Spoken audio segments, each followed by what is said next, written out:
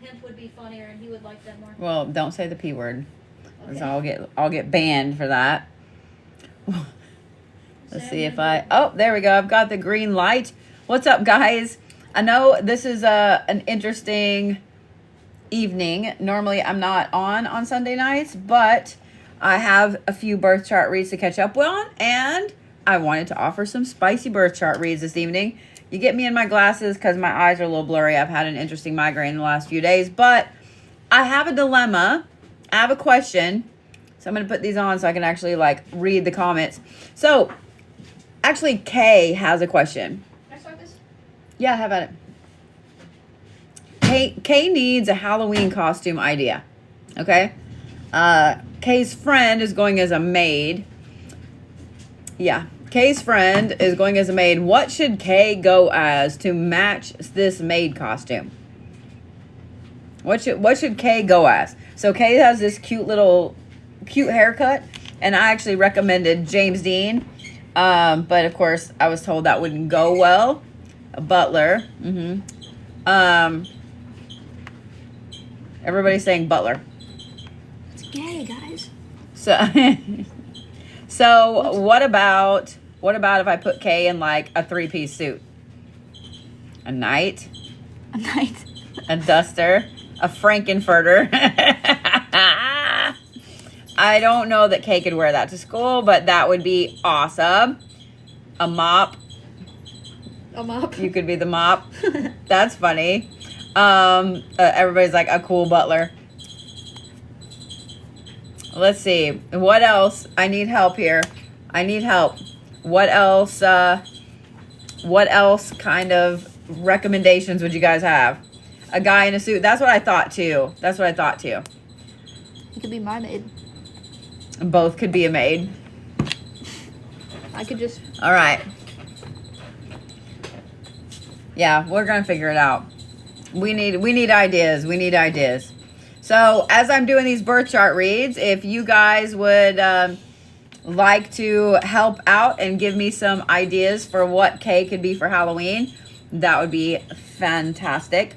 In the meantime, along with my squeaky dryer, I am going to be, I think with a rock star would be good. But yeah, I think a guy in a suit with a monocle would be funny. All right. Some slacks. Yeah, let's go get you a suit and a monocle. You can be the Monopoly man. Top hat. Yeah, I can just say he's my maid. I'm a rich guy. All right. Bye-bye. So, let's do some birth chart reads. Yes, spicy birth chart reads. I'm going to catch up. I'm going to pepper in some that I'm catching up. But if you guys would like a birth chart read, here we go. That thing is really annoying. Here we go. All right. If you guys would like one, tickets are available on my link tree. You can grab you one. Right now, I've got Vesper Haze. Did you turn that off? Yeah. Oh, thank you. Come on. Vesper Haze. I am doing yours. So let's look at Vesper here. Hey, Brandon, how are you? Thank you, Moonbeam. All right, let's look at Vesper. Woo, first of all, that's a lot of shit right there, Vesper. Let me get this other thing pulled up right here. There we go. That's a lot of Aquarius placements. That's a lot. That's four Aquarius placements in the 4th house. So obviously 4 is an amazingly lucky number for you, okay? 4. Look at there. You see what I'm seeing? Right there. And a couple of Capricorn placements. Oh, your Neptune and your Uranus are both in Capricorn in the 3rd house. Meaning that your brain doesn't sit still. Your brain doesn't sit still. That's your thinking house. So here's the problem. Let's talk about that first. Let's talk about these two right here first. Having both of those in the Capricorn, in the 3rd house, the thinking house, means that you literally overthink everything. So a lot of the problem that Vesper has with moving forward and deciding where Vesper is going, you hold your own self back. Aquariuses are already overthinkers, and having 4 placements in the 4th house, which is like your home, your nurturing house, including your Mars, your Venus, and your Mercury. Oh my God. You are, okay. These are spicy birth chart reads, all right? So Vesper is like one of those people having all of those things in the 4th house. Listen to this. I'm really funny. You ready? 4 placements in Aquarius in the 4th house means that Vesper is a stage 4 clinger. In a good way, but can be in a bad way. Because here's the thing. Having both of your romantic houses, your passion, and then your love in a nurturing house means that you are literally that person. Just let me love you. Like, that's literally what you are. But the thing that bothers you the most, let me say it this way, are those 2 placements right there in the 3rd house. Having your drive, your passion, the things that you're daydreaming about, right there in that 3rd house in Capricorn means that not only do you overthink them, but you overthink them so big and deep that it's not even funny. The other thing is this. Having your Saturn right here, barely, just like a frog's hair over in Pisces, in that 5th house. What is your Saturn tied into? Of course, it's tied into your Mercury. So the thing is, because Vesper didn't know what time Vesper was born. I don't know if Vesper is like girl or boy. I think the Vesper is a girl, but I don't want to assume, okay? So Vesper didn't know like birth time, so the moon is going to be wrong.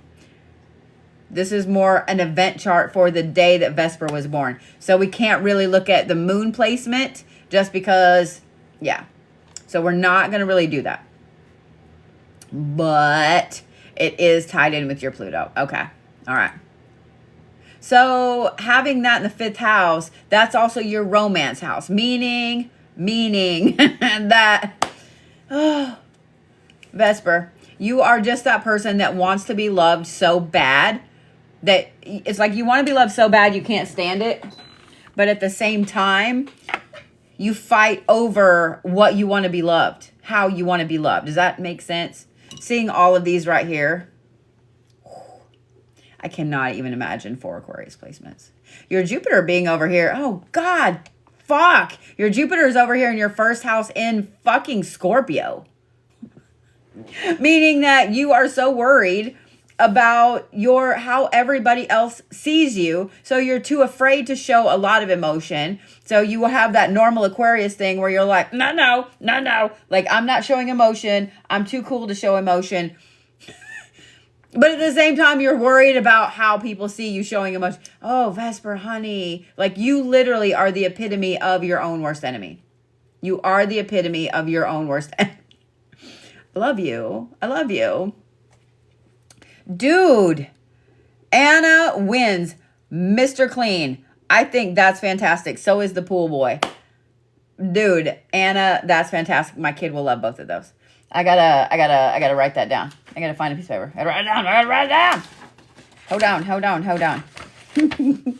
Because those are fantastic. You win. So, Mr. Clean. I do like the pool boy, though. Because my kid's friend that's going as a maid is a dude. So, if my kid goes as the pool boy like that, you win. All right. Let's get back to a Vesper spicy birth chart read here. So the other thing is, too, without knowing the birth time, that Libra rising isn't really all accurate. But holy shit. Oh, look at this. Okay, so 43% right here and 43%. So 43% cardinal and 43% fixed. Almost half and half, okay? So cardinal means rushing forward and fixed means doing the things. But see that little sliver right there? That's chaos. That's ending stuff in chaos. So Vesper is the epitome of the Aquarius and does not like to be surprised. Don't you fucking surprise Vesper at all with anything. No ma'am. Don't do it. Because you're going to get this. So here's the thing. See this here? Not only is Vesper in Aquarius, but Vesper's Mars is in Aquarius. And if you have never tried to argue with an Aquarius, so Aquarius is just shut the fuck down. They just shut the fuck down. That's it. They don't want to fight. They don't want to argue. But until they do. And it's like you can push. Aquariuses and Capricorns are very similar in the fact that they don't really like to argue a lot. They'll wait and wait and wait and wait, and they'll take it and take it and take it and take it until they finally fucking just nuclear explode. Vesper is the epitome of that, because look at there. Sun, Mars, Mercury, and Venus all in the, oh my God, like holy shit. Holy shit. Anyway, that's insane. But I do love this. The only thing that your sun is tied into is your Jupiter. So Jupiter is kind of like your personal power. It's your luck. You really are a lucky little shit, Vesper. Let me just say it that way. Because having your Jupiter in your first house, that is the self, the me, the this is who I am kind of thing. And it's tied in with your sun.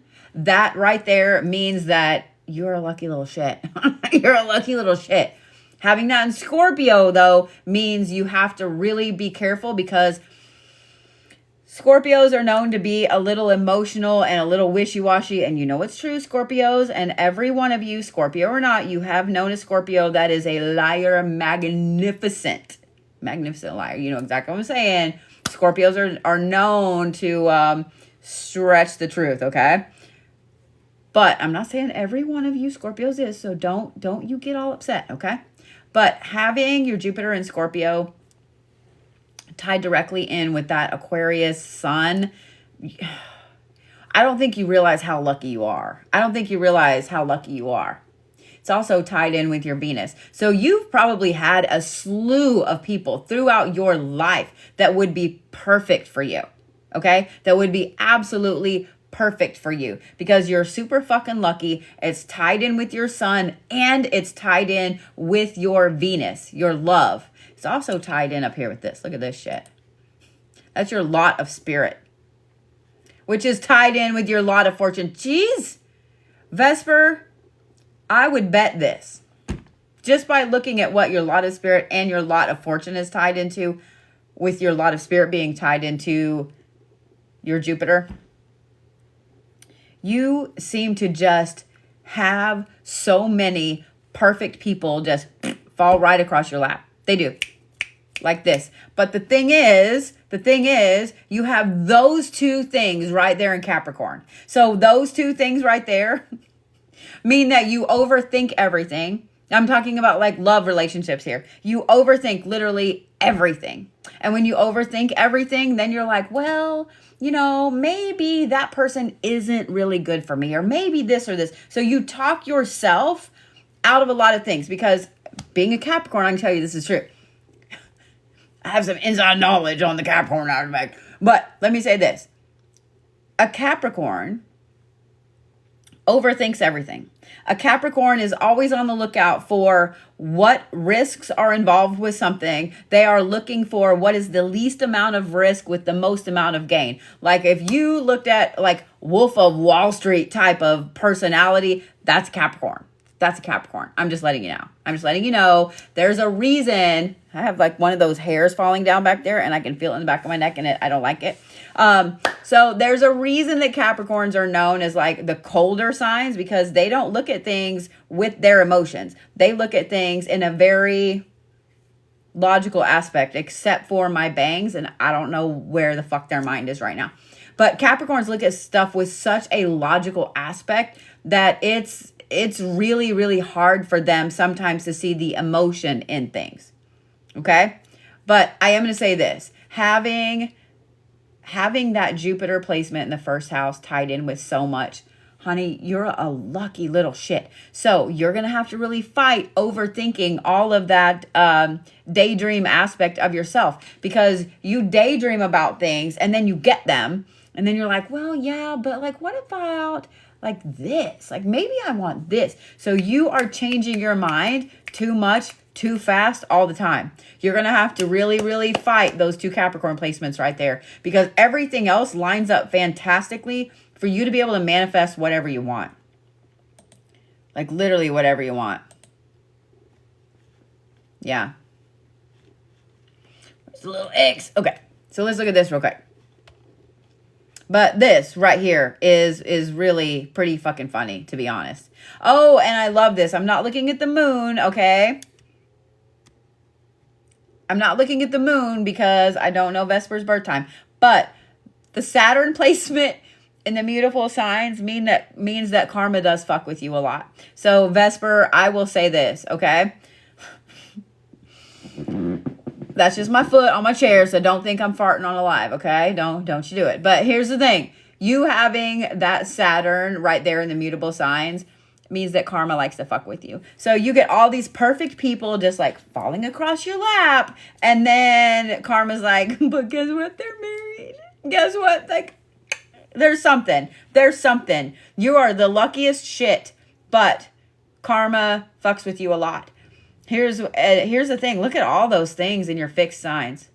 You really are kind of one of those people that you need a list. You need to see the list. You need to be able to physically check things off. You don't really like to be in charge. You don't like to be out front. You're like, I'm going to be safely here in the middle. I don't want to be in the front of the bus, and I ain't going to be in the back of the bus, okay?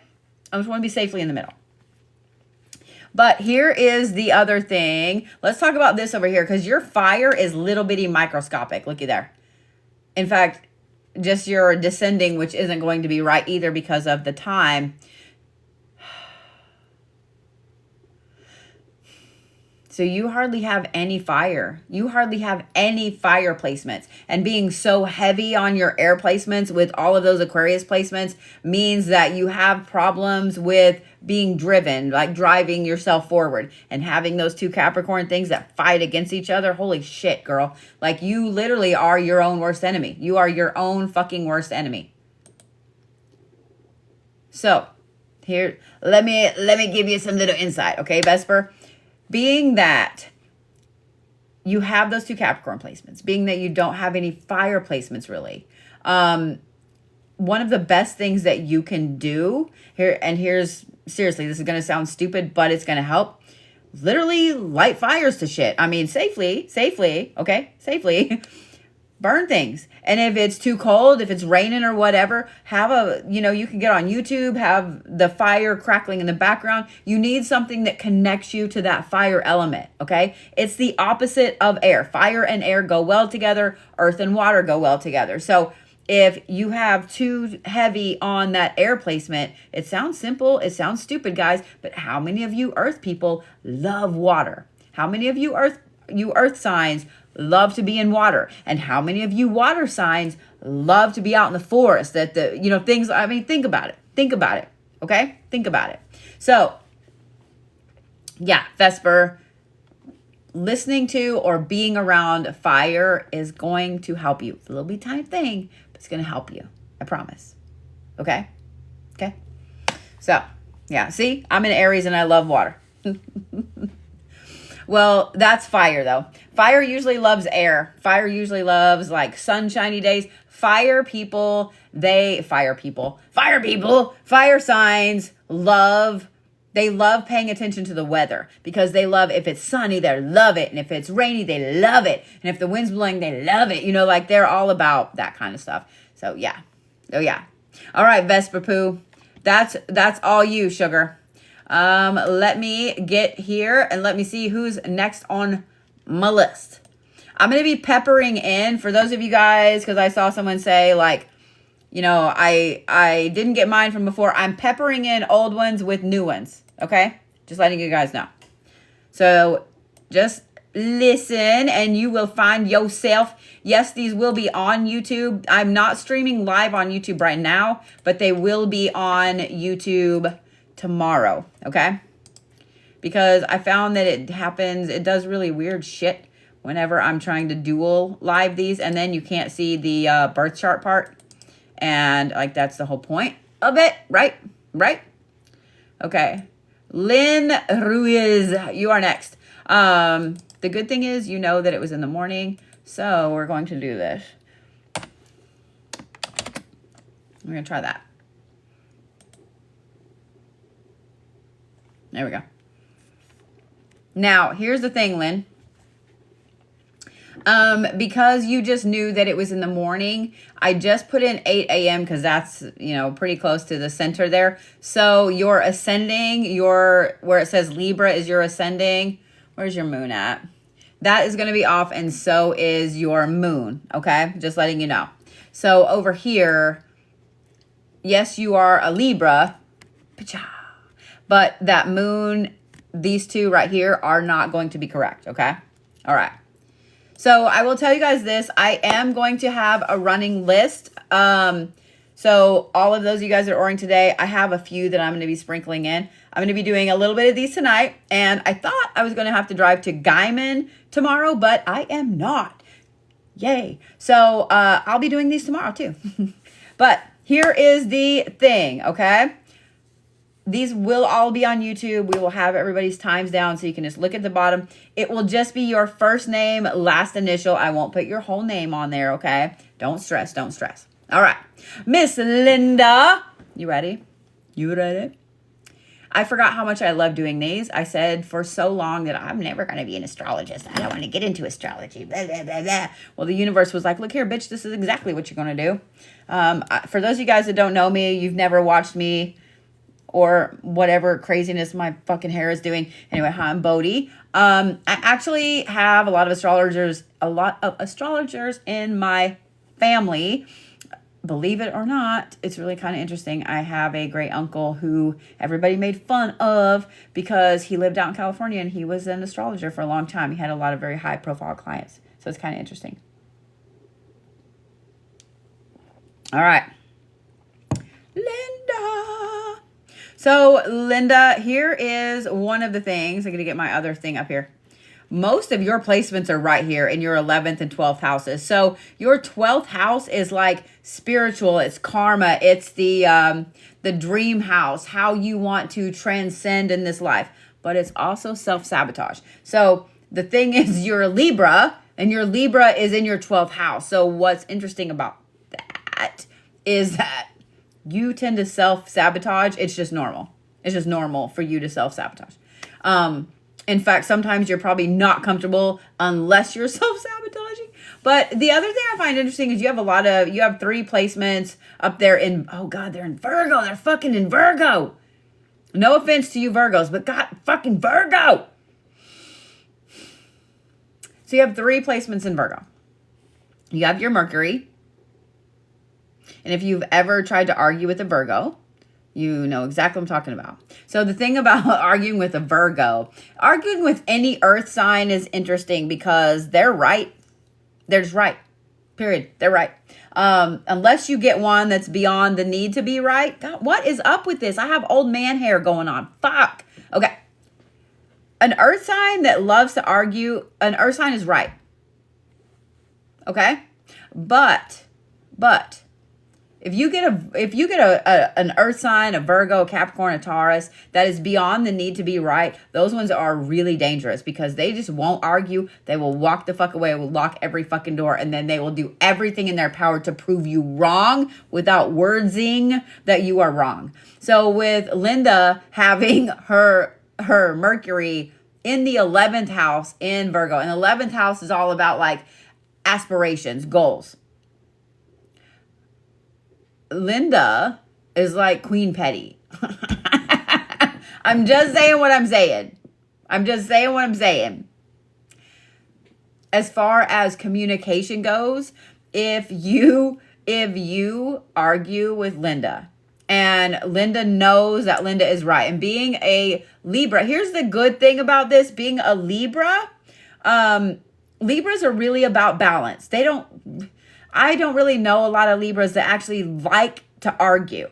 They just don't. They always want to like play devil's advocate, or they want to help calm a situation. Like, I really love you Libras, okay? They don't really like to argue. But God forbid you fucking push Linda to the point that she wants to argue, because that Virgo placement right there is like, I will be absolutely petty when it comes to arguing. The other thing I find interesting is your Mars. Your Mars is in Scorpio. Your Mars is in Scorpio in the first house, meaning that not only are you happy to be petty with your communication, but you're absolutely happy to just eviscerate someone with words when you need to. Like, I would bet you give dagger eyes better than anybody else. Whoo! And then I see over here that your Your Jupiter is in retrograde in Aries when you were born. Not only that, but you feel like the most unlucky person in the history of ever. Because your Jupiter over here is in retrograde in a cardinal sign that is directly... Okay, hang on. Yep, directly in opposition to your sign. Okay, so here's the thing. You literally feel like the world has been working against you since the day that you just crawled on out. You feel like the world has always been working against you. And I'm not going to say that it hasn't, because everybody has stuff they have to overcome. But that Jupiter being in retrograde in Aries, being a cardinal sign, across from a cardinal sign, butting heads with a cardinal sign that's all about balance, versus a cardinal sign that's all about moving forward and being the leader. It's also tied in with your karma, which is an Aquarius, and it's in retrograde too. Shit, woman. Shit. You have a lot of karmic things to overcome. You do. You have a lot of karmic things to overcome. Oh, holy fuck balls. Okay. So your Saturn is in retrograde when you were born. It's tied into your Jupiter, which is in retrograde. It's tied into your Sun. It's tied into your Venus, meaning that your love life is stupid and probably just non-existent shit. And then it's also tied into your Mars. It's also tied into your... it's tied into your Uranus. Wait, hang on. Before I make the...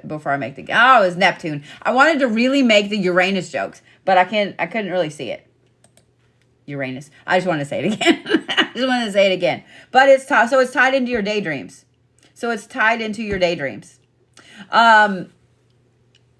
Having that tied into so much, it's also tied into your lot of fortune. Look, it's also tied into your lot of fortune, which is in Gemini. So that's an interesting air placement right there. Wait, what all is that tied into? Let's look at that.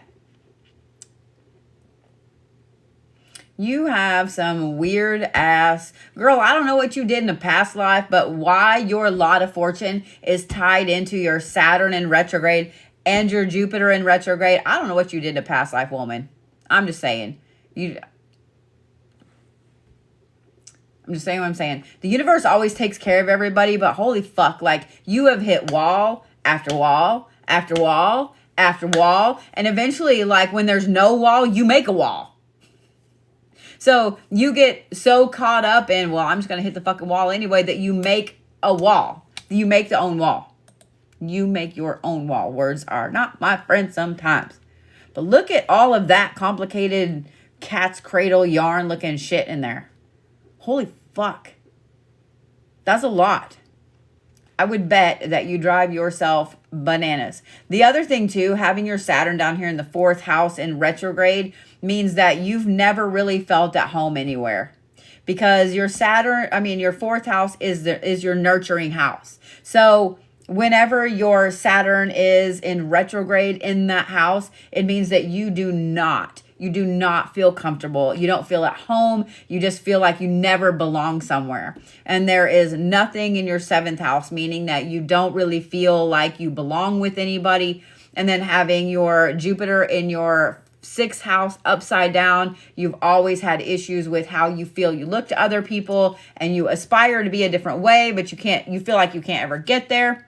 Yep, because look, so your Pluto right there is in your 11th house. So you have certain aspirations of how you want to be, right?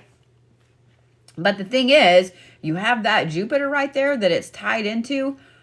Oh, shit, fuck, woman, shit. All right, let's look over here. You do thrive well on chaos, though. Look at that. Look at all of that gray right here. Right there. You do thrive well on chaos. In fact, you are luckier when things are chaotic around you. Interesting. You also do kind of like to be the boss a little bit. Having a cardinal sign and having some interesting cardinal placements. You have a lot of air. You have a lot of earth. Very little fire. Only your Jupiter is in fire. So similar to what I was just saying with Vesper, like, you guys have very similar charts right there with the elements. That's really weird that y'all have almost, did you notice that? Y'all have almost the same thing. Y'all have almost the same thing. But you actually have a placement there where Vesper really didn't. So what I'm going to say here is you need to burn the shit. You need to burn shit. What's up, Sass? So I want you guys to know that every time Sass has come down for something with the shop, like last year and now this year, she has brought fucking cold weather. I'm just going to blame it on you. I'm just going to blame it on you. Because I think when you were here last time, it got cold as fuck too. Y'all know we have like a freeze warning tonight in Oklahoma. Like, this is stupidity. So Linda, you are welcome to come down and burn things here. I'm just saying, just be careful. Just be careful. I'm just saying. But yeah, you need to be around the fire element. Like, you need to be around the fire element. I'm just saying what I'm saying. Okay? I'm just saying what I'm saying. Be around the fire. Yeah.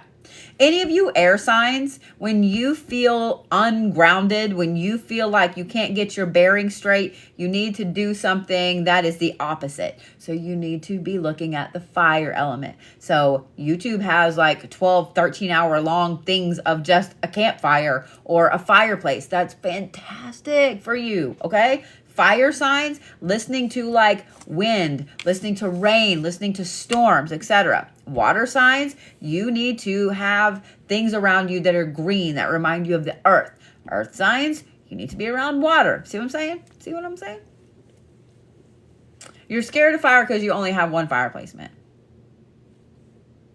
Just saying what I'm saying. Just saying what I'm saying. So that right there is why you can just sit and listen to it on a TV, on YouTube. I'm serious. Try it. Try it. You're going to be like weirdly, pleasantly surprised. Okay? Yeah. Yeah, you air signs are all about some candle shit. Like, you're all about it. You're like, fuck you, I'm lighting a candle. Fuck you, I'm lighting a candle, bitch. Yeah, that's how air signs are. All right. Deborah Westwood. Have I pulled your chart before, girl? Let's look. I have. Look at there. Oh, sweet. You actually have your birth time. Let's look here.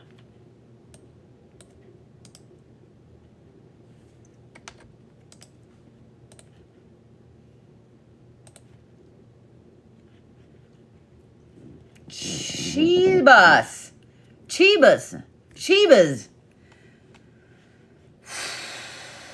All right. Almost all of your placements. Woman, you have a stellium. Look at that. 1, 2, 3, 4, 5. 5 fucking Aquarius placements. 5.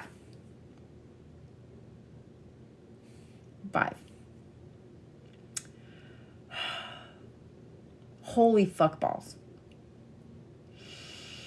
So here's the thing. See the middle of her chart? See the middle of Deborah's chart? Deborah is not a complicated person. And I don't mean that in a bad way. Deborah is one of those people, I always tell people, like, it's pretty easy to make a woman happy. Because I love guys who are like, women are hard to understand. I can't make a woman happy. Bullshit. All you got to do is, like, feed us. Bring us rocks. Bring us pretty things. I mean, even chicks that don't like crystals, they still like jewelry. They still like, come on now. Come on. And then, just be nice. Like, don't be a dick. It's pretty easy, right? So Deborah is one of those people that, like, it's pretty easy to make Deborah happy. Like, here's the list. Like, that's all you got to do is that. Deborah's not one of those people that thrives in chaos. Deborah's not one of those people that thrives in, that has to have 90 irons in the fire. Deborah is very blunt. Deborah is very straightforward with things. Oh, God, you have your Mars in Capricorn. I'm sorry. That's the one thing. There's Deborah's, how everybody's like, oh, that's too good to be true. There's Deborah's too good to be true. Her Mars is in Capricorn. Because Deborah is blunt as fuck. If you have a Mars in Capricorn, that means that you are blunt as fuck. It also means that you have no problem telling someone exactly what you think of them, exactly what is on your mind. Oh my God, is your ascending in Leo? It sure as shit is. And your moon's in Virgo. Okay, so when you look up the word blunt in the dictionary, Deborah's photo was there. Deborah's photo was there. I'm just saying. Oh, yeah. She said, Deborah said, I'm a little hot-headed. Having an ascendant in Leo, yeah. And then your Uranus is there too. You know that I'm 5. So my dude was laughing at me the other day.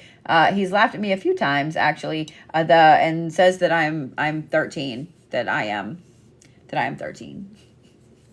And technically, I mean, he's not wrong. Like, I grew up, okay, I didn't grow up with it, and I didn't really grow up, but I watched a lot of Beavis and Butthead back in the day, and so, yeah,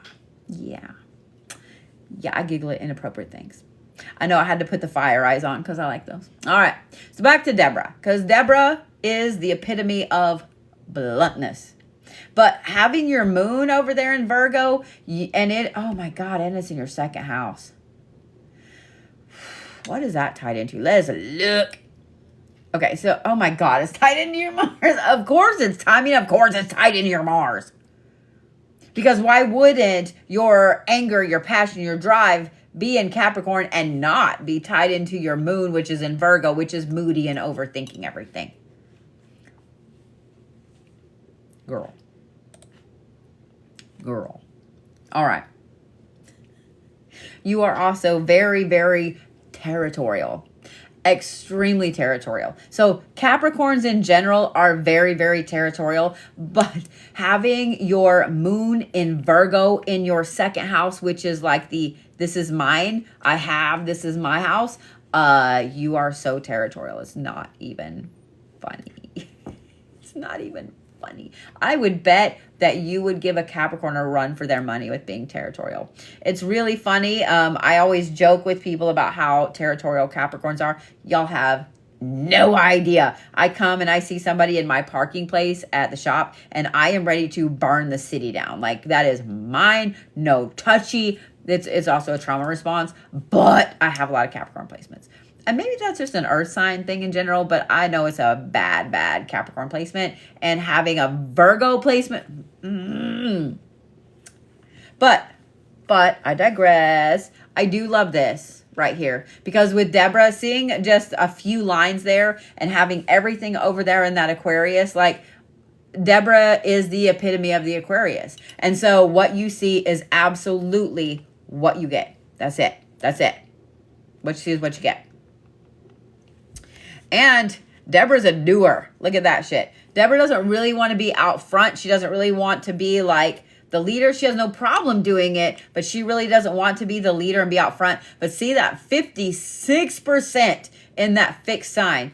Deborah is also the epitome of stubborn. Deborah is so fucking hard-headed that it's not even funny. It's not even funny. Remember we talked about that Virgo moon? We talked about that Mars in Capricorn. Yeah. But look at that. Half Deborah's damn chart is air. The good thing is the rest of them are halfway balanced. You have a decent amount of earth. You don't have a ton of water. Like hardly any at all.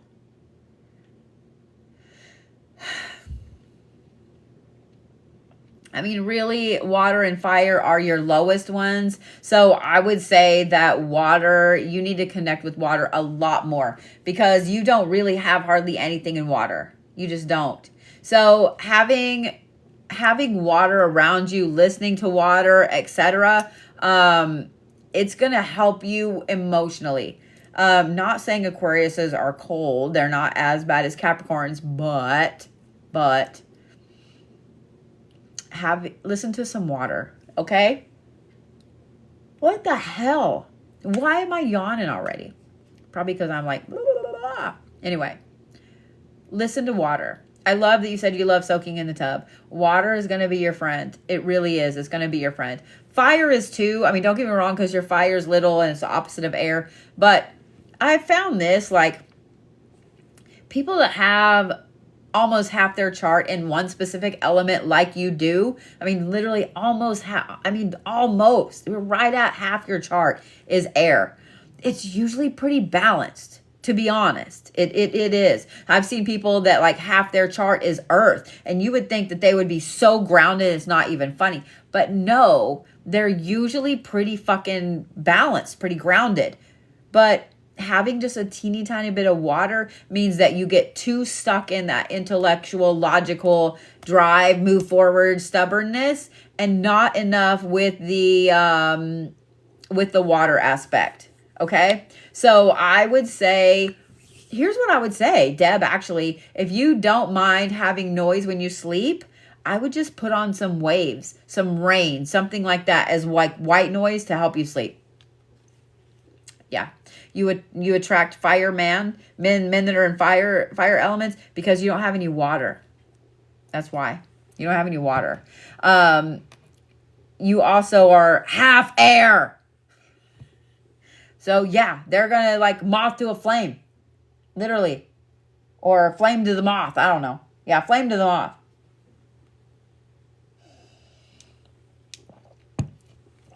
That's funny. I'm just saying what I'm saying. I'm just saying what I'm saying. Aw, I love that. Usually earth and air get along really well because they're both very logical with their ways of thinking. They both see things very similarly. Okay, computer, I'd like you to work, please. All right. Sarah Kissick, you're next.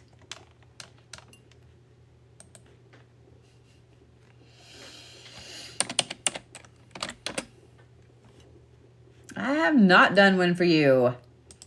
Sometimes I just have to look. Sarah's an 80s baby. All right.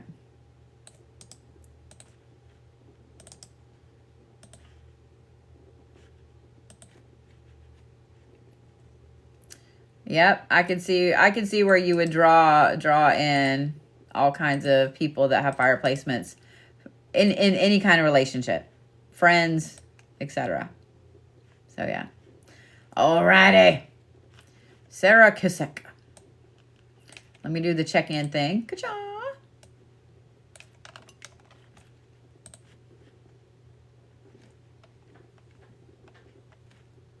All right, let me fix this here. My computer's doing weird shit. Y'all ever notice like when you're trying to be quiet and you move and you shift and whatever, like I've got socks on the wood floor and usually like you just sliding everywhere. No, these bitches are catching. So it's making little fart noises every time I move, but it is what it is. Like, I don't care. 2 earth babies and 2 fire babies. I'm sorry, woman.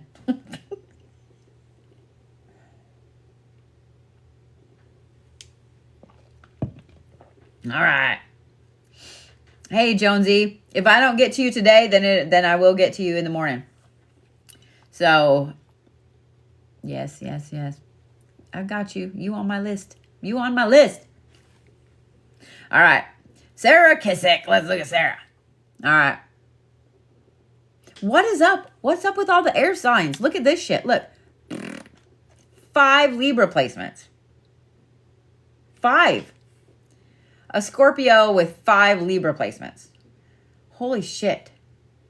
You have hardly any earth. Like really, out of the major placements, there's no earth there. Oh, fuck. No wonder you don't feel balanced. Okay? So here's the thing. Having 3 Scorpio placements and then almost everything else in your chart is Libra. Y'all ever notice, like, when you get your hair up in a clip, it pinches one hair, and then it just hurts like a motherfucker? Like, that's where I'm at. If you don't want to hear the cuss words, I'm just saying it's probably not a good idea to be here, but that's okay. Anyway, okay. I digress. That's a lot of cardinal placement right there because Libra is a cardinal sign. Having your Jupiter and your Saturn there mean that when you, okay, Jupiter's your personal power, Saturn is like karmic placements, etc. So when you really want something, when you have it in your mind, this is what I want to do, like there is no stopping you. And having your Mars and Sagittarius up there, you're stubborn as fuck, sweetie. You're stubborn as fuck. But the thing is, oh, I gotta look at something real quick before we get to this. Look at this. Yep, look at that. 62% cardinal. 62%. So, Sarah is all about ideas. I would bet that Sarah, especially having 37% in air, I would bet that A, Sarah has a pretty high IQ, and B, Sarah can flip ideas like this. So, Sarah, if you are not a marketing genius as a job, then what are you doing? What are you doing? Because you pop ideas off all of the time. I would bet that you have given other people ideas for businesses, for everything. Like you just give ideas, ideas, period. But the thing too about having so many cardinal sign placements, it's good and it's bad. Here's why. It's good because you don't mind being first. You don't mind taking the lead. You don't mind stepping out, being like, fuck, I'll do it first. Let's go, you know. You don't mind having idea after idea after idea. You don't mind having all that energy. However, the problem with that is you have only 25% in that fixed sign, meaning that you don't want to do the things. You're happy to have the ideas, but you don't want to do the things. And then you only have 12% in that mutable sign there, meaning that you don't like surprises and you don't like chaos. So you like surprises if you are giving the surprises. You like chaos if you have planned the chaos. But God fucking forbid something happens that's not on your plan, that's not on your list there. No, ma'am, that is not a thing. That's not a thing. And remember over here where I said you don't have a lot of earth, you have like literally perfect balance, 25% water, 25% fire. But having 37% air means that you overthink every fucking thing. And having that cardinal sign over there, you are always like this, boom, boom, boom, boom, boom. You've got to ground because your earth is like that. So obviously, we're getting into the winter months, meaning that you can't just, well, I don't know where you live, but meaning that you can't just go outside and put your feet in the dirt all the time, okay? So having little bitty tiny earth means you need earthy things around you. Woods. This is why I have a big old clawfoot wood desk. I love wood. I'm an earth sign. Sorry. I love woods because I'm an earth sign. So that helps me feel grounded. But for those of you guys that need something to help you be grounded, such as Sarah, you have the little tiny earth, like no earth signs. Having wooden things surrounding you is going to be fantastic. Okay. Petrified wood, wooden furniture, wood in general, giggity, but things like that, that's going to help you, okay? If you have screensavers on your computer at work, if you're feeling ungrounded, then I would recommend putting like foresty type things on there, greens and so on, things like that. Hey, 13-year-old giggles. Yeah, anyway.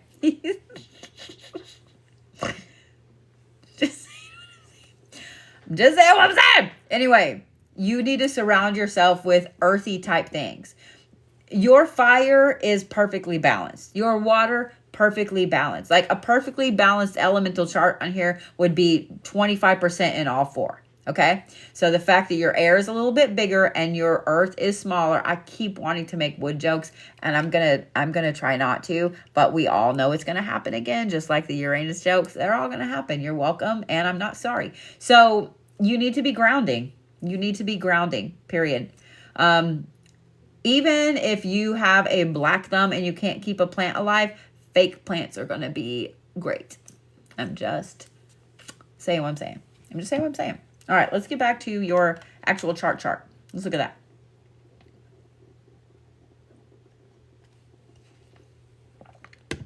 that.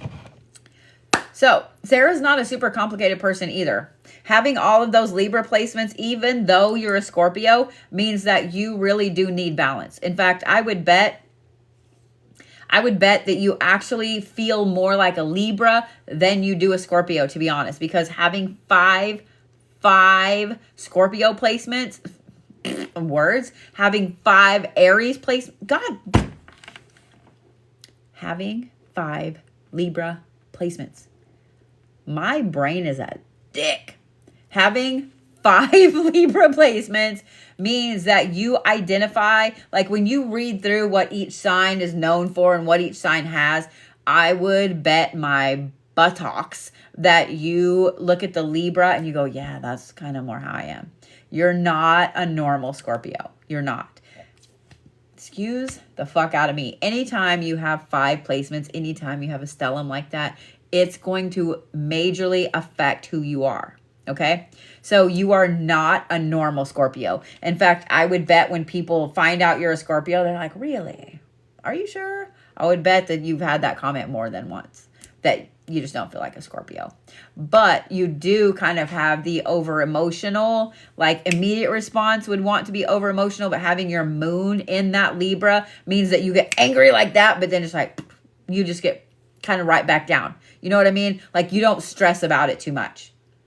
So, honey, I would say you're actually really, really well balanced, to be honest. I would say you're really well balanced because Scorpio is one of those signs that, man, when Scorpio goes off, Scorpio goes off. Like Scorpio goes all the way off the rails, like into another planetary zone off the rails. Not just, the train is derailed. No, So having all of those balanced Libra placements, yeah. You got it. You got it. Thank you, Sassy McSaspants. You like that? You like that? So, good news. Sass, you'll love this. I thought I was going to be taking my kid to go get driver's license stuff tomorrow. I had an appointment and everything. I was like, yeah, I have an appointment. Got everything done. And then the next thing I know, I'm like, okay, well, let me see like what time I'm supposed to be there. Okay, we got the time. I'm starting to pull out the directions. And I go to look and no, it's like 6 hours away. I thought I was being slick by putting it at 11 so we could drive the 3 hours because I thought it was past Oklahoma City. Hell no, it's out in the fucking panhandle of Oklahoma. So I was like, well, fuck me in the face. Okay, I guess I'm not going to do that tomorrow because what the hell? So I got a different appointment for Thursday, believe it or not, after my kid's out of school, which is good because then my kid doesn't have to miss school. But I will be tomorrow. I'll be at the shop and we'll be doing the things and the stuff. So y'all will get to see the shop. And yes, I'm going to do a tour video. I'm going to do a tour video of the new shop. If you guys did not get to see the expansion this weekend, don't stress.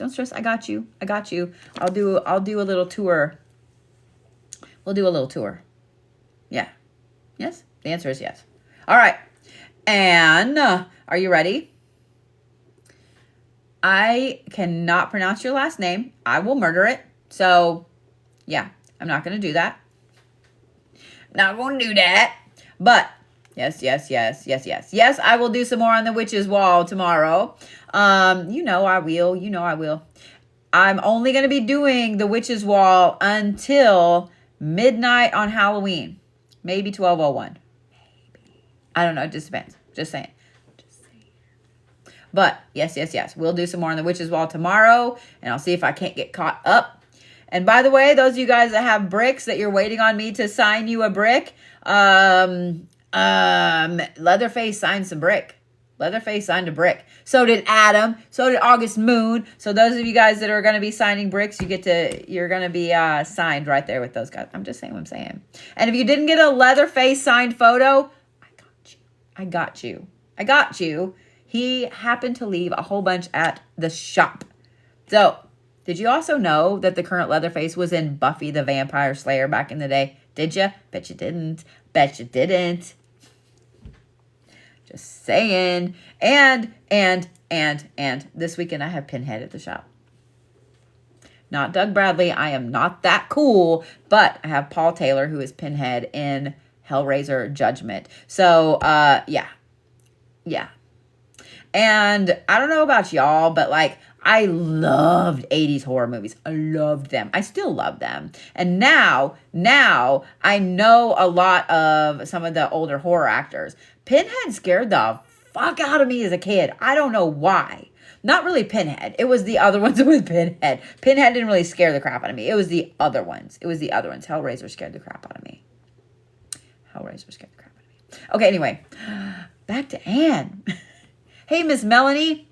Thank you so much for subscribing. So we did not get some collab boxes packed together, but Adam left everything with me. We're fixing to pack them up this week, me and the Brody. And you know what? Adam also left these amazing little cards. Okay, I love them. When he said that he brought them, I can't wait for you guys to see. I will do some videos of me packing them, but he left these great little cards that are printouts of what's on the shirt, basically, and he signed them, so I'm going to sign them as well. So you guys are getting an extra goodie in your box. You didn't even know it. Just saying. It's awesome. It's awesome. All right. Miss Anne. All right, let's look at Miss Anne. Anne's kind of pretty well balanced. Look at all those triangles. Look at that. Like, that's the first thing I saw. Bam, bam, bam. Look at those beautiful babies. Look at that. Look at. That's a lot. So even though Anne is a Pisces, having all those triangles, Anne's life almost always balances itself. It's so funny. It's so funny that I see all these triangles because I'm literally holding a triangle. I'm literally holding a triangle piece of jet right now.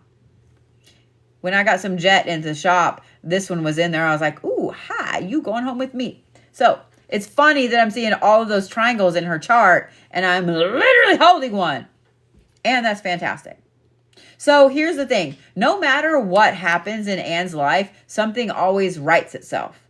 Because having all of those triangles, I know y'all see them now that I pointed them out. Having all of those triangles means anytime something gets off, it always balances itself back out. Oh, Anne's a Pisces. Anne's a Pisces.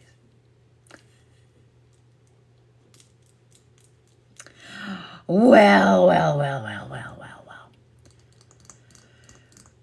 I love you, Pisces. Y'all are so over emotional. Y'all are so over. Oh, where's your moon? Where's your moon? Oh my God, your moon's in Leo.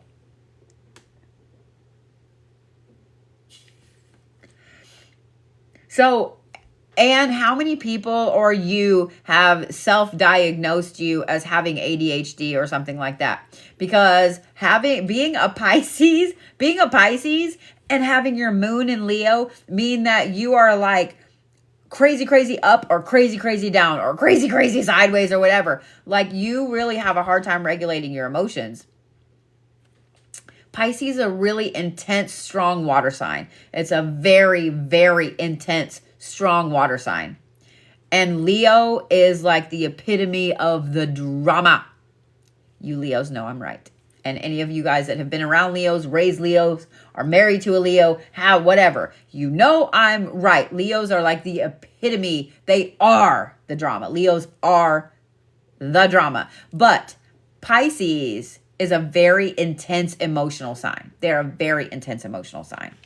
I just now realized I need to change something on the time so this doesn't cut off because I know that's what's going to happen. But having your sun in Pisces, it's not, okay, it's not tied in with your moon. I can see right there. It's like, it's not tied in with your moon.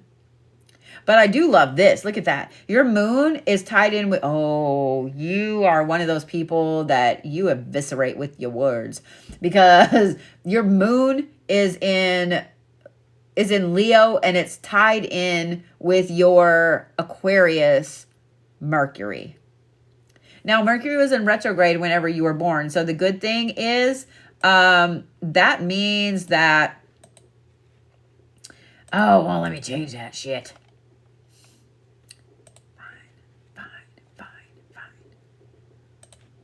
We'll just do that.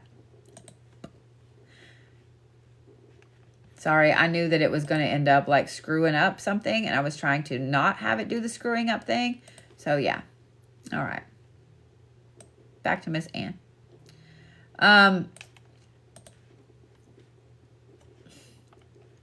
Oh my God. If my thing does this. Okay. All right. All right. All right. So when Mercury's in retrograde, Anne, it's actually a good thing for you.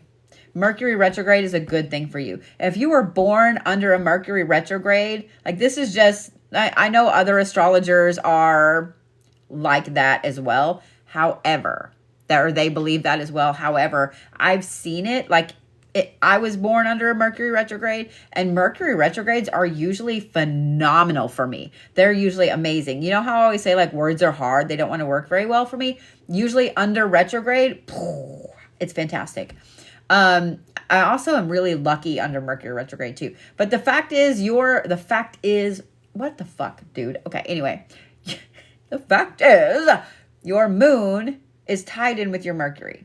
So when Mercury is in retrograde, you have this amazing communication. That is the time when your words are the most powerful. And having your moon in Leo means that when you put that emotion behind it, and you're already a Pisces, meaning that you are... So here's the thing. I make fun of you Pisces for being like super squishy or, you know, sitting at home eating cookie dough and crying. And like I make fun of you Pisces. But the thing is, Pisces are uber in tune with their emotions because they are a very intense, strong water sign. They own their emotions. You know what I mean? So like they're happy to tell you like, I'm sorry, I'm super emotional right now. And I know people make fun of you Pisces, but like, I actually respect you a lot. I actually respect you a lot for being super, super intense with your emotions. I respect y'all a lot. You own it. You bring it up front. And I hate that people make fun of you for it. I know I make fun of you for it, but like I do it in a playful way. Just like I make fun of Leos for being the drama and Capricorns for being cold ass shits, like things like that. But you guys own your emotions. You do. You own your emotions. You let them rule you sometimes, but you own your emotions. So being really in touch with your emotions and having your moon in a very powerful, outwardly dramatic fire sign means that you are your most powerful, especially words-wise, during a Mercury retrograde. And your moon is also tied in with your Jupiter, which is also in Aquarius. So love. You, instead of like being worried about when a Mercury retrograde is coming up, you need to be counting it down. Like, all right. It's like 2:00 on Friday. Like, that's my time. I'm serious. So that's why a lot of times when a Mercury retrograde rolls around, like, I'm ready. And if you guys don't know if you were born, if your Mercury was in retrograde when you were born, you can look it up. Like, if you know your birth time, etc. But if you were born under Mercury retrograde, like that's your power. That's your time. The thing that I also love about Anne's chart here is, oh, I just saw this. Okay, let me say the thing I love, and then we're going to talk about these right here. We're going to talk about that. The thing I love about Anne's chart, not only are those beautiful triangles, but I would bet that Anne ends up with a Merkaba repeatedly throughout her life, because see all of these gorgeous triangles, see how they're almost in Merkaba form in several places. So for those of you guys that don't know what a Merkaba is, that is the like spiky little ball. You see some rocks sometimes that are carved into, it would be my luck that I now don't know where I put one. I usually have one like right there, but anyway, I digress. So a Merkaba is like a healing vessel. So, and I would also say that you have times in your life where you are an intense healer. I would bet you already are a healer. Your Saturn is in your 12th house, meaning that you have a lot of things karmically that you are doing that you're helping other people out with. But I would bet you're a very intense healer, and that there are some times in your life where, I mean, it exudes from you. So let me say this. That has its good and its bad. Because if you are a healer in general, you're going to draw all the fucking broken people to you. All the fucking broken people to you. when you are at these very intense points in your life of healing, when you have the perfect Merkaba in there in that circle, and it would literally take an astrologer going through like every single day, you know, like this day, this day, this day, this day. But when you have that happen, those are the days that you give too much of yourself. So if you can kind of find out what ones of those are coming up, those are the days, if you are a healer, if you do energy work, if you do anything like that, those are the days you are going to be your most powerful, like top of your game, etc.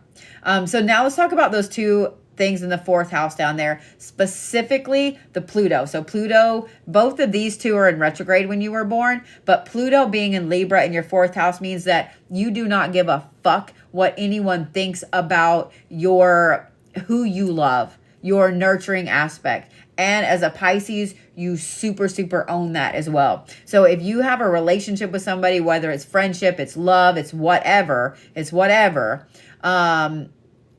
you own it. Like, you don't give a shit. In fact, the more someone hates a relationship you're in, the more you are going to flaunt it in their face. If somebody's like, I don't like that person, you shouldn't hang out with them, they're not a good friend, you are going to double down and then parade that person everywhere in front of them. So you're probably a lot like me. Like, my very first marriage was mainly because everybody told me not to do it. It is what it is. It is what it is. So, yeah. Okay, let's look at this real quick. Oh, Anne's an agent of chaos.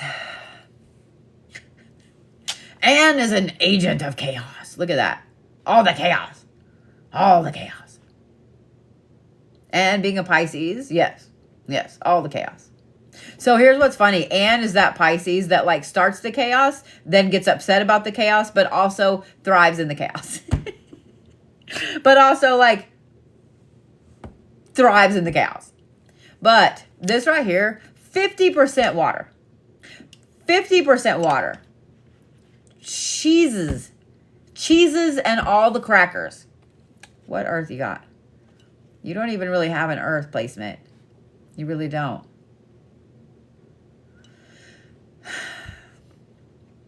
So here's what I would say. Because almost all your placements are air and a lot of other major ones are fire, you only have like your sun sign and your ascending in water, and you really don't have any placements that I personally am looking at here. Like, you have some descendants and stuff like that in earth, but you need a lot of water and earth especially around you. So plants, greenery, woods, things like that. And then water, like spending time in and around water. Like, those two things right there, those are going to help you tremendously. I'm not super worried about the air because, like I said, when almost half of your chart is one sign, you're usually pretty balanced and pretty grounded. But you do have a problem sometimes sucking your feet down to the ground, like getting super grounded. And I would bet also, even though you're a Pisces, you probably hide your emotions a lot. Oh, no, what did I just do? Stop it. Here, I'll look at something real quick.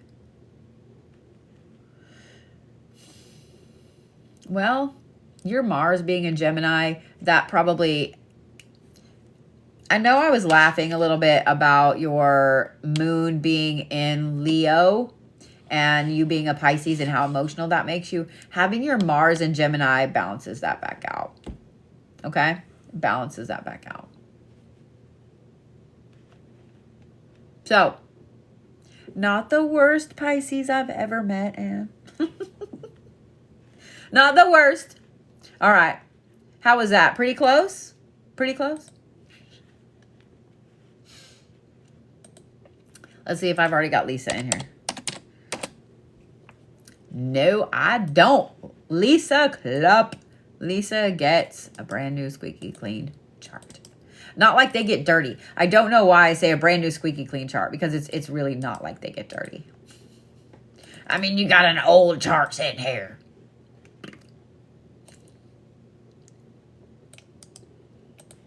All right. Here comes another one. Ready? You're welcome. You're welcome.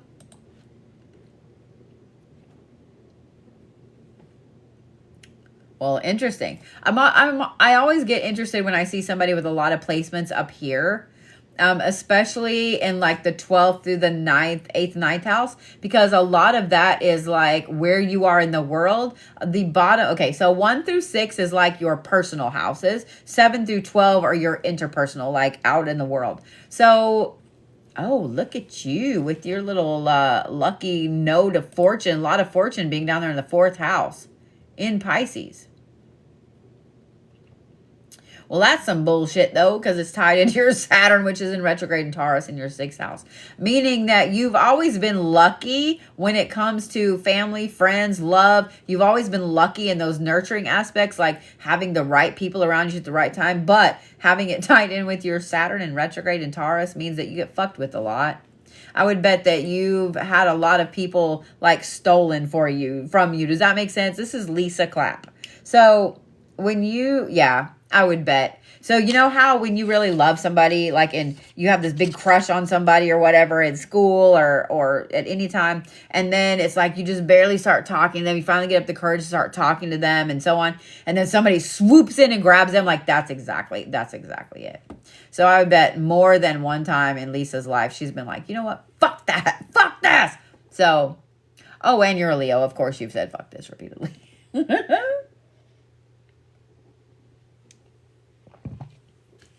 All right. Let me get my other thing up here. So, you're a Leo. Your Leo is in your 10th house. What is this? What is this plugged into right here? Oh my God, you're a Sagittarius moon.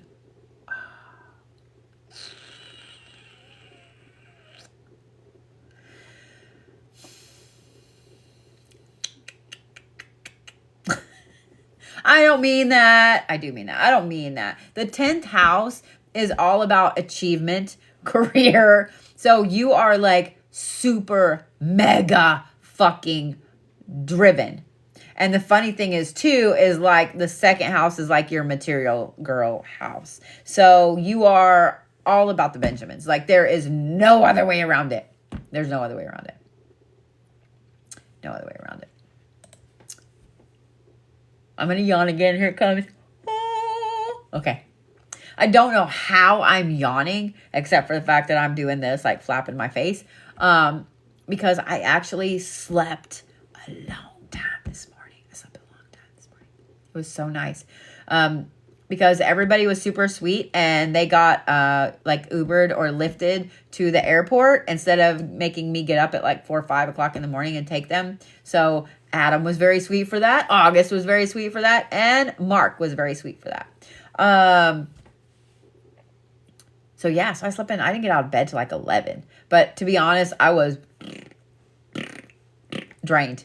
All of us were just completely fucking drained. I didn't get home until pretty close to, well, I think it was after midnight, to be honest. So yeah. We all needed to just be completely obliterated in Sleepland. Sleepland, you like that? Sleepland. In Sleepland. Anyway, that sounds like a really terrible, cheesy children's cartoon on PBS. Does it not? Sleepland. Next on Sleepland. Yeah. You see what I'm saying? Or an Adult Swim cartoon. I probably better patent that, trademark that idea. Sleepland is mine. You can't have it. Okay, anyway, I'm sorry. Okay. We are talking about Lisa, not Sleepland. All right. Adult Swim for sure, right? Right? Yes, these will totally be on YouTube, love. All right. So,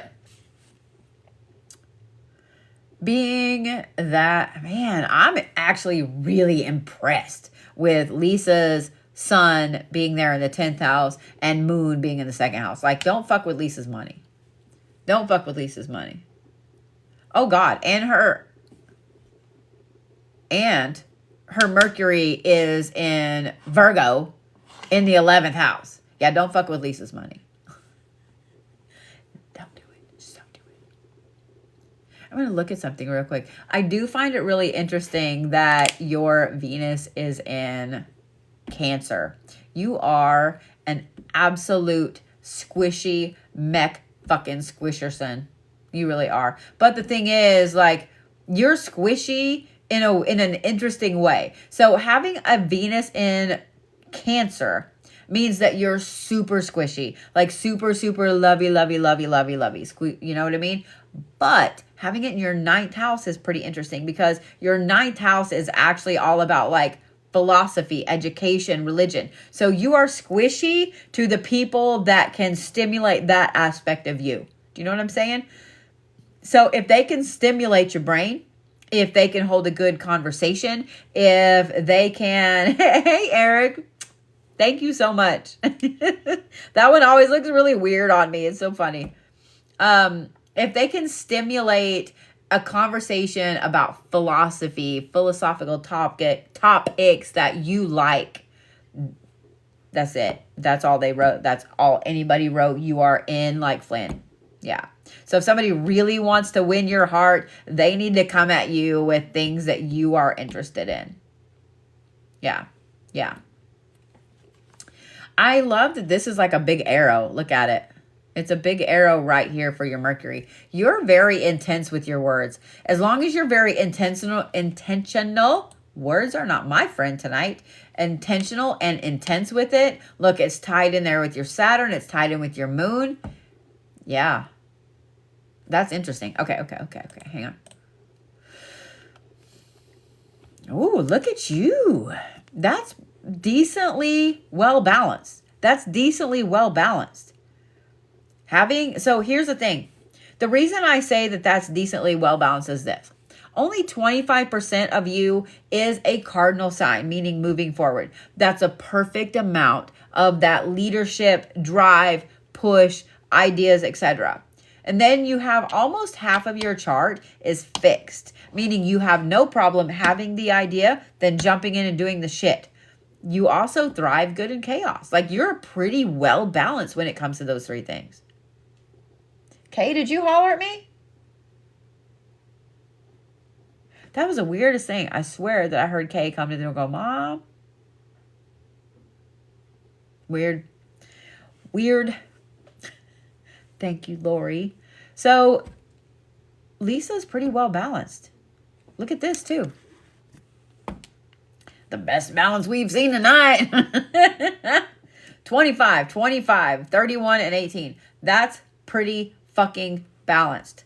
I'm just saying. Look at that. Seriously. Like, I'm pretty impressed. With it. So, Lisa, here's the thing. Because you know how I said you had that almost like arrow in your chart? Yeah, the veil is getting super thin. You had that arrow in your chart. You're pretty well balanced as far as your qualities, and you're almost perfectly balanced as far as your elements. Okay, so let's go back up here. We gonna look at this. And you remember how I also said I'm always fascinated when someone has a lot of placements up here, right? Because here's the thing. When they have a lot of placements up there on the top, they are more in tune with philosophical aspects, spiritual aspects, all of those things. Wait till you see the video with the same filter you used at the shop up here. Mine? Me? Or are you talking to someone else? Because I know exactly what video you're talking about. When I see someone with a lot of placements up there, they are very, very in tune with their brain, with themselves, with where they're going spiritually, etc. So that's why I said if someone can stimulate your brain with that philosophical topic, Lisa's done for. But it does cause a problem in that even though you have this right here, this lot of fortune in that nurturing house, it doesn't really matter to you. I know that sounds really cold, but I'm not trying to. So Lisa comes across as cold sometimes because Lisa is more interested in, especially all those 11th house placements up there. That's like aspirations and goals and social standing. So yeah. Lisa comes across sometimes or is labeled as being very cold and not very nurturing. And I would bet that you really probably didn't want to have kids. You didn't want to have a family, things like that, because you just didn't feel like that you needed to you're more in tune with enlightenment and moving forward and having those things almost perfectly balanced on the back end. Even though I was laughing and I was giggling at you for being a Leo and having your moon in Sagittarius and so on, and even though you can be a little hot-headed, you're really not. You're really not. You know what I mean? You're really not. So, Lisa's pretty well balanced. Pretty damn balanced. All right, let me move y'all like that, Slaughter. So, I'll probably do a couple more. And then head to bed. And then I'll finish the rest in the morning since now I don't have to drive 6 hours each way. My kid was happy about that too. I went in and I was like, hey, good news and bad news. Whenever I was like, it's a 6-hour trip one way, my kid was like, what? No, I gotta want to be in the car. My kid does not like long road trips. I do. I love to be in the car. I love to go. Let's see here. To fix that. Oh, no, fixed it for me. Woohoo! All right. So, because Tish doesn't know what time she was born, this will be an event chart. So, the moon and the ascending won't be right. So here's the difference between an event chart and a natal chart, okay? An event chart, it's a moment in time, okay? Now, a natal is as well, but a natal is specific to you the moment you were born. An event chart is for that day, okay? So the reason I say that the moon and the ascending won't be right is that changes about every 2 hours. So even though the moon is tied in with all kinds of different stuff here, this is for your birthday at midnight, like the morning, okay, 12 o'clock in the morning. This is how things were the day you were born. So it kind of covers the whole day, not just, okay, 5:36 p.m. Gotcha. Now we can change that. We can change that. Let's look at that. Yes, save. What are you doing right now?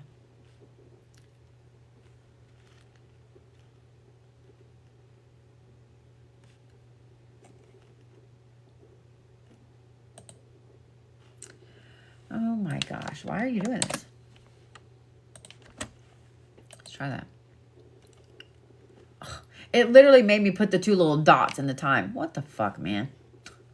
See how much that changed? Do you see how much that changed? So it shifts your houses around. So even though a lot of the planetary placements are going to be in the same place, your houses are not. Okay? Does that make sense? So if I'm reading you as an event chart, that's just the day you were born. Okay? So. All right. What was that? Oh my God, that's cool. So you had your daughter on your birthday. That's actually kind of cool. That's really special to celebrate both your birthdays at the same time. Hey, May. It'll probably be, I'm going to say in the afternoon. I don't want to schedule it just yet because inevitably something happens. If it is icy in the morning, I am not driving, so I will be here doing it. If it's not icy in the morning and I am out driving, then I'll be working on the wall in the morning, and then I'll be doing bird charts. So, all right, Miss Tish. You are a big family person. You are a big nurturer. You are all about you're all about personal things. Oof. I saw that right off the bat right there. Your Mars is in Capricorn in the 4th house. You do not fuck with anybody that Tish cares about. Period. What is that tied into?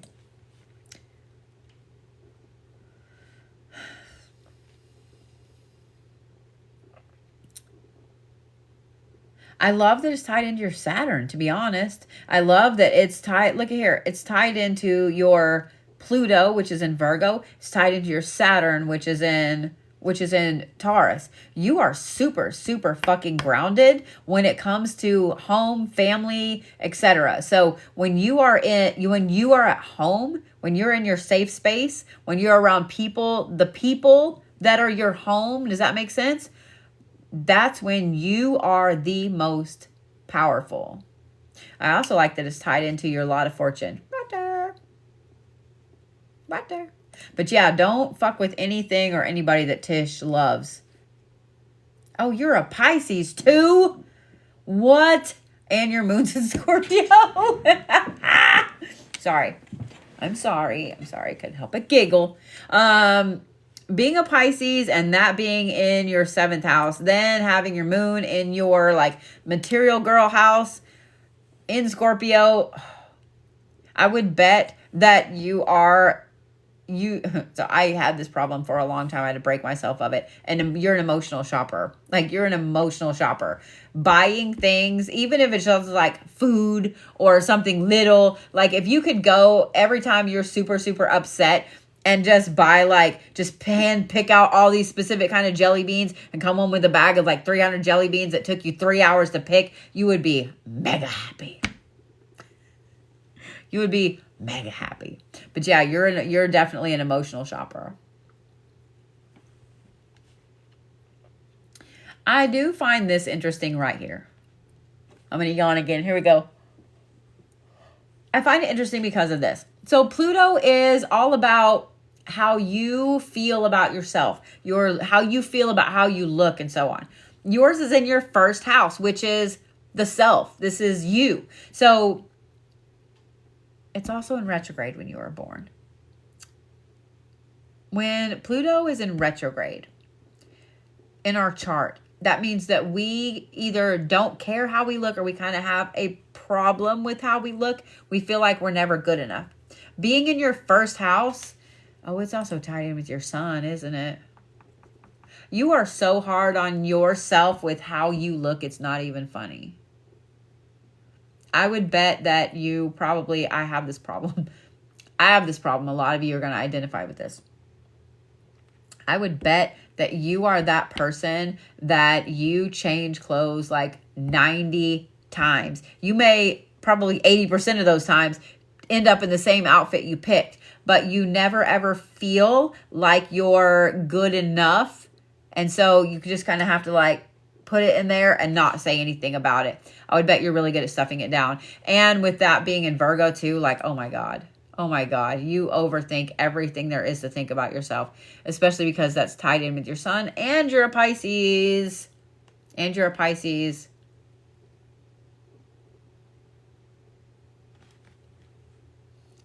All of your strength lie down here with personal things. I love this. I love that your Venus, it looks like my face is like over here in your chart. I love that your Venus is in Aquarius. So your 5th house is all about service, about personal creativity, like your inner child, etc. So I would bet you are so fun to hang out with. It's not even funny. Because Pisces are already really fun to hang out with because of their emotions. Aw, thank you for the ghosty, George. So Pisces are really fun to hang out with because they're super in tune with their own emotions, even if they don't think so. But it makes them very easily in tune with other people's emotions. Not just being empathic, but they can read the room emotionally. So that and having your moon in Scorpio means that you are absolutely the person that, and having that Mars and Capricorn right there in the 4th house, you are the person that shows up with the shovel, the gloves, and the tarp. Like, you are that person. If somebody hurts your best friend, if they hurt someone you care about, like, holy fuck, like, you're down to do whatever, like, you're down.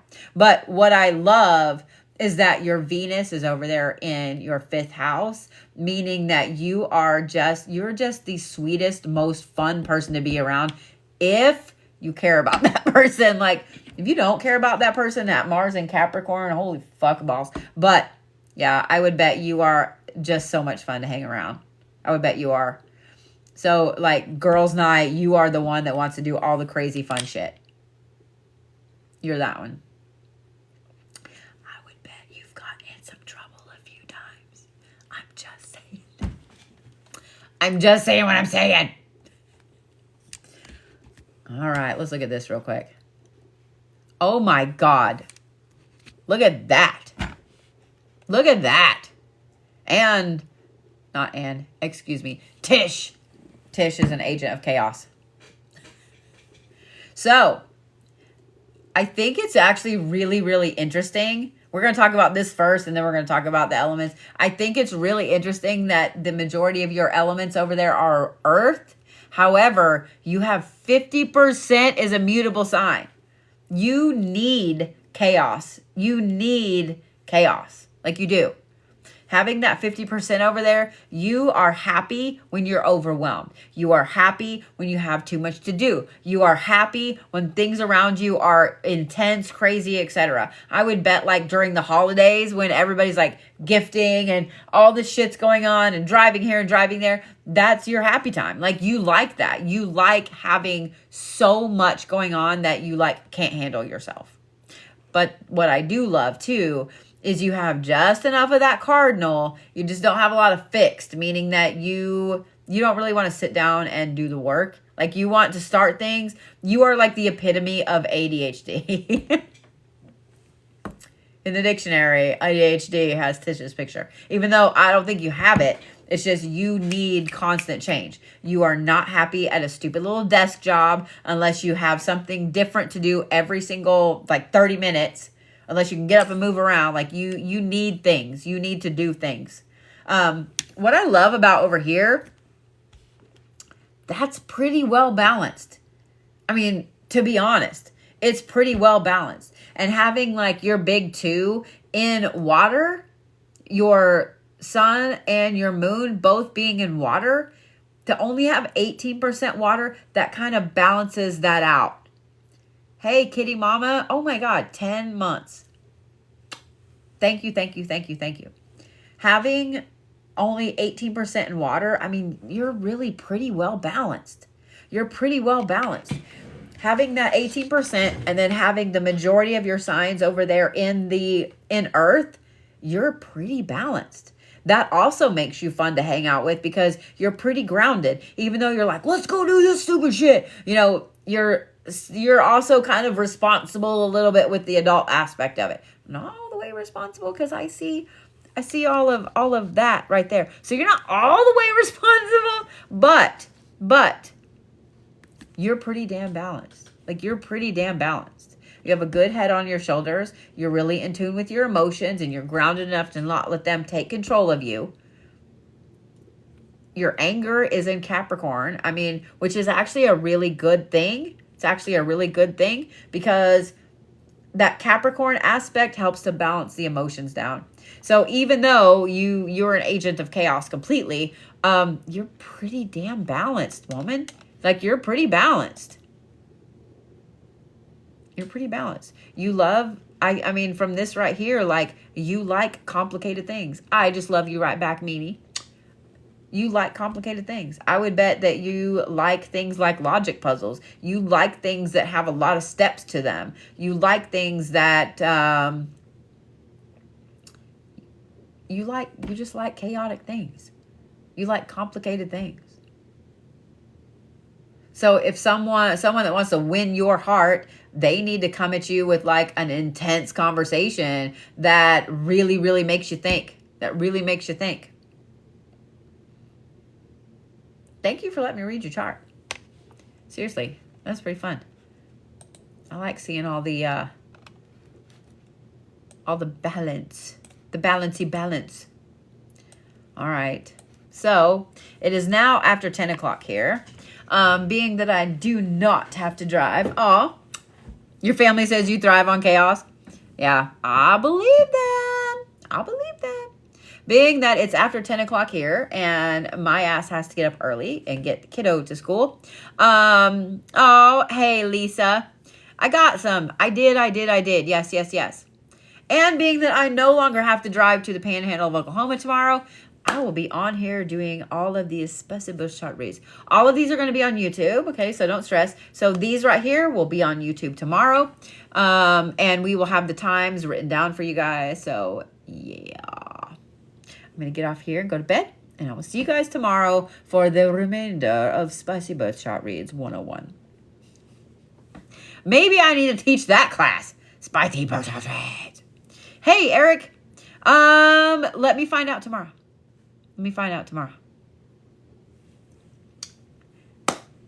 Well, what time tomorrow? I will be on a little bit in the morning doing Witch's Wall because I got to catch up on all of that. And then I will be back on for Spicy Reads 101. All right, guys. I will see you in the morning. Go to bed. Get some rest. And if you're just waking up, good morning. Have your coffee. Kick ass. Good night, guys.